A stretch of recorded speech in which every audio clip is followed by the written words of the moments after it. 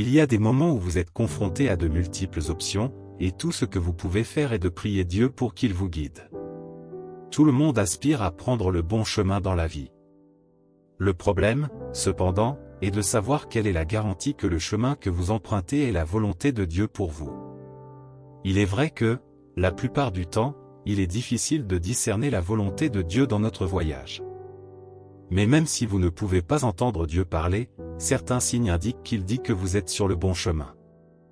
Dans cette vidéo, je vais vous montrer 7 signes criards qui signifient que Dieu dit que vous êtes sur le bon chemin et que vous pouvez continuer. De plus, je dirai quelques prières avec vous à la fin, alors regardez jusqu'à la fin. Avant de continuer, si c'est la première fois que vous visitez cette chaîne, veuillez cliquer sur le bouton d'abonnement et activer la cloche de notification. Imaginez que vous voyagiez dans le désert, sans savoir où vous allez, sans lumière, sans nourriture ni eau. Au fil des heures, vous devenez plus faible, mais il n'y a aucun espoir de sauvetage. Soudain, vous voyez une lumière vive au loin, comme une bougie vacillante. À mesure que vous vous rapprochez de la lumière, elle devient plus brillante et plus claire, et plus que jamais, vous êtes convaincu que vous êtes sur le bon chemin. Cela peut être comparé à ce qui se passe lorsque Dieu vous guide. Votre chemin peut ne pas sembler clair, mais à mesure que vous vous rapprochez de Dieu, tout devient clair et prend plus de sens. Alors, comment confirmer que le chemin que vous avez emprunté est la volonté de Dieu pour votre vie? Ésaïe 30, 21, que tu ailles à droite ou à gauche, tes oreilles entendront derrière toi une voix qui dira, voici le chemin, marche Y. Voici 5 signes subtils mais flagrants qui vous assureront que la main de Dieu vous guide.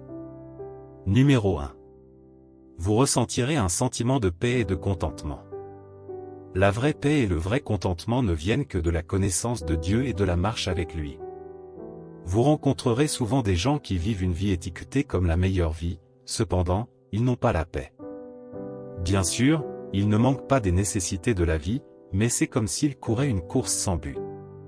Néanmoins, en tant qu'enfant de Dieu, vous pouvez être sûr que vous avancez sur la bonne voie lorsque vous ressentez un profond sentiment de paix divine. Savez-vous pourquoi les gens se sentent toujours vides même après avoir accumulé des richesses? C'est parce qu'ils sont plus préoccupés par les choses banales qui n'ont aucune valeur éternelle que par ce qui leur assurera une place extraordinaire au paradis. Écoutez, ne vous méprenez pas, travailler et essayer de joindre les deux bouts n'est pas une mauvaise chose. Mais lorsque cela devient votre seule priorité, cela prend finalement la place de Dieu dans votre vie, et cela devient un problème. Savez-vous pourquoi? C'est parce que, même si toutes ces choses sont bonnes et agréables, vous vous rendrez compte qu'elles n'apportent pas de véritable satisfaction après tout. Vous continuerez à vous efforcer d'en avoir plus, et comme vous aspirerez continuellement à plus, vous vous retrouverez vide et insatisfait. N'oubliez pas que votre devoir sur cette terre est de servir Dieu et de respecter ses commandements. Dès que cela ne fait plus partie de votre programme, le contentement et la paix ne seront plus à vos côtés et, par conséquent, votre voyage sans but continuera. Bien-aimés, la paix divine ne dépend pas des circonstances ou des facteurs extérieurs qui vous entourent. C'est une confiance profonde dans la fidélité et la bonté de Dieu, de sorte qu'au milieu de toutes les situations désagréables de ce monde, cette paix demeure une source constante de réconfort et de force. Si telle est votre réalité, cela indique que vous avancez dans la bonne direction et que vous marchez selon la volonté de Dieu, et vice-versa. Deuxièmement, vous trouverez toujours de l'épanouissement dans ce que vous faites et votre cœur sera ouvert à la volonté de Dieu pour votre vie. Le véritable épanouissement, en tant qu'enfant de Dieu, va au-delà du bonheur et du contentement. C'est un sentiment profond de satisfaction et de détermination qui vient de la connaissance de votre identité en Christ. Cela ne dépend pas de sentiments temporels ou temporaires, mais plutôt de votre fondement de foi. Vous savez que le désir du cœur de votre Père Céleste est que vous prospériez et soyez en bonne santé. C'est pourquoi il veille toujours à ce que vous profitiez des moments riches et fructueux de la vie. Cependant, rappelez-vous toujours que vous ne pouvez jamais être vraiment épanoui en dehors du Christ. Dès que vous commencez à travailler en accord avec la volonté de Dieu pour votre vie, vous vous sentirez toujours épanoui dans le chemin que vous avez choisi de prendre. Ce genre de sentiment ne dépend pas de facteurs externes. Romains 12:2 dit, « Ne vous conformez pas au siècle présent, mais soyez transformés par le renouvellement de l'intelligence, afin que vous discerniez quelle est la volonté de Dieu, ce qu'il y a de bon, de agréable et de parfait. Ce passage de l'Écriture dit clairement que l'accomplissement de la volonté de Dieu est le seul moyen par lequel votre esprit peut être transformé. Et vous devez savoir que cette transformation ne peut jamais se produire si vous êtes sur la mauvaise voie. Pourquoi ? Parce que Dieu ne peut pas compromettre ses normes pour quoi que ce soit ou pour qui que ce soit. L'apôtre Paul a trouvé l'accomplissement dans le nouveau tournant que sa vie a pris après sa conversion sur le chemin de Damas. Est-ce vrai ? Écoutez, avez-vous déjà pris le temps d'étudier combien de temps il est resté en prison ? Si vous lisez la Bible avec compréhension, vous vous rendrez compte que, parmi tous les disciples et apôtres, Paul a souffert davantage pour la cause de l'Évangile, et dans tout cela, il n'a jamais regardé en arrière. Cela montre à quel point sa vie était épanouissante. On pourrait dire que cela n'en vaut pas la peine à cause de la persécution, mais il était prêt à aller jusqu'au bout pour l'Évangile. Numéro 3. La providence divine, les portes ouvertes et les opportunités surgiront. Matthieu 6h26 dit, « Regardez les oiseaux du ciel, ils ne sèment ni ne moissonnent, ni n'amassent dans des greniers, et votre Père céleste les nourrit. Ne valez-vous pas beaucoup plus qu'eux ?» Ce passage nous assure que tant que vous êtes sur le bon chemin, vous nagerez toujours dans l'abondance. Il n'y a aucune chance que vous viviez selon la volonté de Dieu et qu'il ferme les yeux sur vos besoins. Le psalmiste a reconnu qu'il n'a jamais vu l'homme juste abandonné ou ses enfants mendier du pain. Vous ne pouvez pas servir Dieu avec diligence, en suivant le bon chemin, et il vous permettra de vous vautrer dans le besoin. Imaginez que vous employiez des femmes de ménage pour ranger votre maison et que vous ne fournissiez pas le matériel nécessaire au nettoyage. Que pensez-vous qu'il se passera ? Maintenant, au moment où vous commencez à profiter d'une réserve abondante de vos besoins et de toutes les choses nécessaires pour continuer votre voyage, cela indique que Dieu dit que vous êtes sur la bonne voie. Lorsque Dieu vous ouvre ses portes, cela signifie simplement qu'il veut vous faciliter les choses et vous ouvrir la voie pour que vous accomplissiez son dessein pour votre vie. Lorsque ces opportunités et ces ressources apparaissent d'endroits où vous n'auriez jamais pensé qu'elles se présenteraient, ne les considérez pas comme une coïncidence ou une chance. Avec Dieu à vos côtés, votre voyage sur ce chemin sera moins stressant. Ces ressources peuvent prendre la forme de provisions financières, de sagesse ou même de dons des hommes. Numéro 4. Vous serez attiré plus près de Dieu.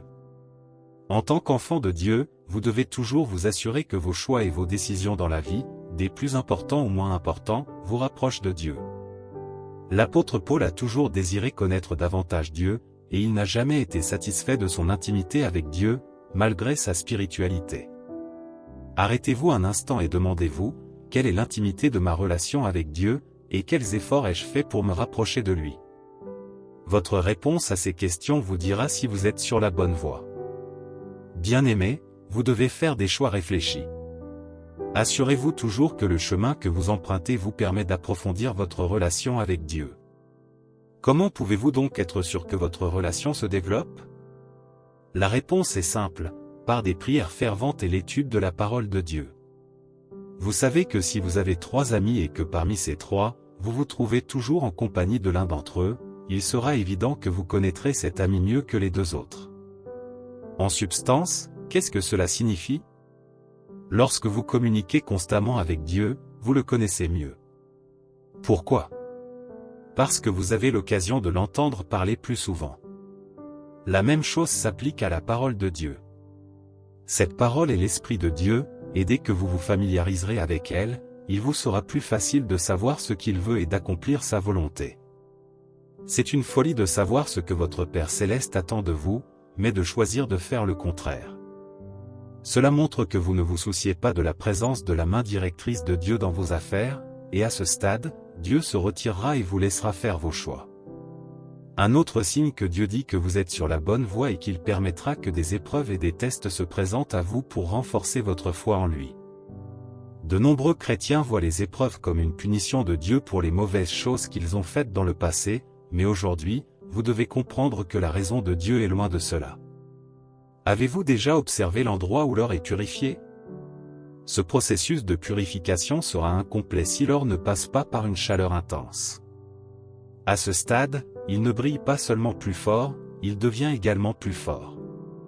C'est le même effet que les épreuves et les tentations ont sur un croyant. Lorsque vous vous trouvez sur un chemin très clair sans difficulté ni test, vous devez vérifier ce chemin.